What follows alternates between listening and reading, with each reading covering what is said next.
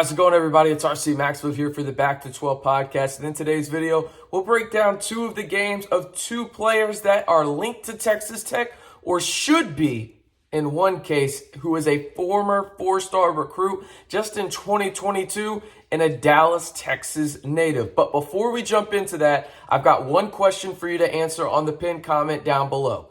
What is your one word to describe the transfer portal? Not just for Texas Tech, but college sports in general. Again, what is your one word to describe the transfer portal for college sports? Not just Texas Tech, all of it.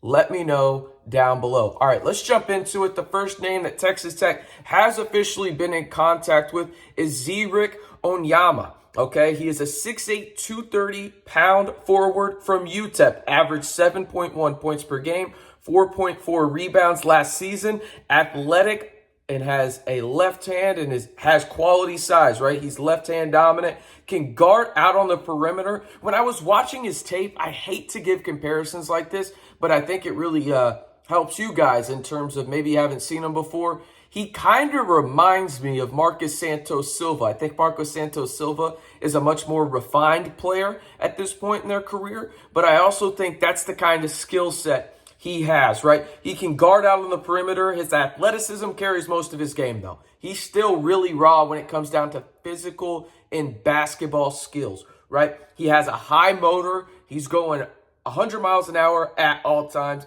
And as I mentioned, still a very raw prospect, but flashes it at times. Now, again, he played in Conference USA. Grant McCasland has seen him a time or two. He actually averaged 9 points per game last year against FAU, UNT, UAB in Conference USA. Those are the three best teams in that conference. But he averaged specifically 12.5 points per game and 5 rebounds against UNT last season.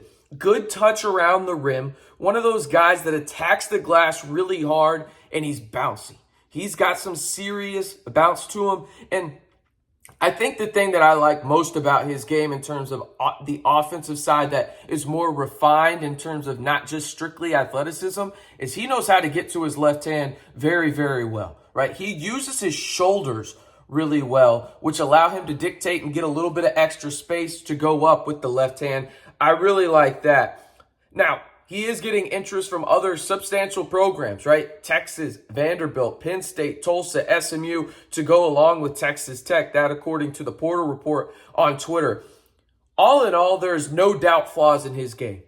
There's no doubt flaws in his game, but he has a high motor. And I think he would fit well in a Grant McCasland system. And the reason being is this. First and foremost, Grant McCasland has seen him. So if Grant McCasland has seen him and there's interest, he obviously has serious interest about him because, well, he's seen the guy play. He's seen what he's done to UNT this year. Again, 12 and a half points per game, 5 rebounds against UNT in 2 games this year, right? The thing is, for me in the pick and roll, I love him as a diver towards the basket. In terms of you got Pop coming off the pick and roll potentially in this scenario. Pop puts up a shot and you just have Onyema go straight to the rim, try and attack the glass, get an offensive rebound if necessary. And he's pretty good at passing too. Wouldn't say that's a big strength in his game, but it is a positive in my opinion. Really good at creating and making decisions in the painted area in terms of kicking the ball out to the perimeter for an open shot. So I think you'd be a solid rotation big for Texas Tech. Again, only 6'8", 230, but I think he plays a bit bigger, maybe 6'9", 6'10 tops due to his athleticism. And I think he could be a really solid rotation big for Texas Tech if he did, in fact, come out to the 806. Now, before we get into the next player, I got to do the pitch. You know it. You got to hit that subscribe button, more people. I checked the stats yesterday. Y'all saw the video. Only 57% of the people watching this don't subscribe. That's a great number. But 57%? Shout out to you 43. I respect the hell out of you guys. But you 57%ers, y'all got to hit that subscribe button. I'm giving you daily videos on Texas Tech men's basketball in the offseason. Talk about the portal, coaching, answering all your questions as well down in the comments and on a video. So be sure to hit that subscribe button to stay in the know. It's the only place on Texas Tech YouTube giving you breaking news as soon as it happens. So hit that subscribe button. All right, this next guy hasn't been linked to Texas Tech yet, but I think he will be because he is a Dallas, Texas native, a former 4-star recruit, and Texas Tech, the previous regime, offered him in high school. I am talking about Trey White, the 6'7", 210 guard that is transferring from USC. Again, I mentioned Dallas, Texas native, Little Elm to be specific, was a 4-star recruit in the class of 2022, the overall 50th ranked player in terms of 24/7 composite. 24/7 had them as the 35th ranked player in the entire class. Now, he was originally committed to Kansas before deciding to go to USC. I mentioned Texas Tech offered him in high school. It was back in October 2018. He averaged last season as a true freshman and made the Pac-12 all-freshman team 9 points per game, 5.1 rebounds, and an assist. Now, he only shot 26.3% from three.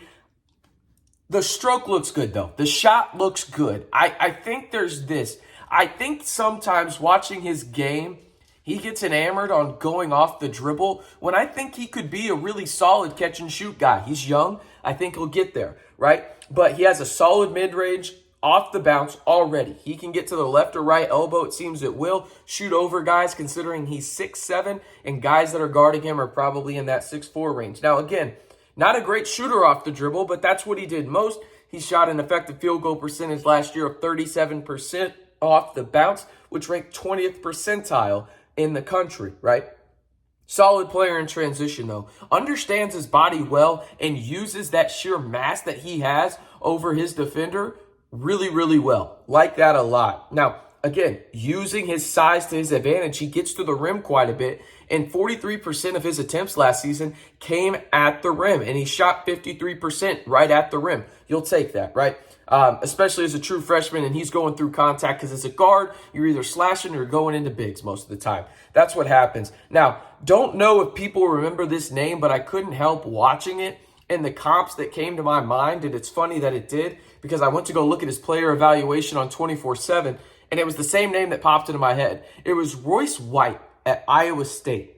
Don't know if y'all remember that name, but that's the kind of guy he reminds me of. Really like this tape as an off-ball guy, too. Think he's a versatile wing that could be manufactured as a really good cutter and creator of space because I think he can be a primary ball handler once the clock is running down, maybe for a possession here or there. But overall, I think he'd be better off the ball. And I also like him because you saw this on tape a little bit when he was at USC.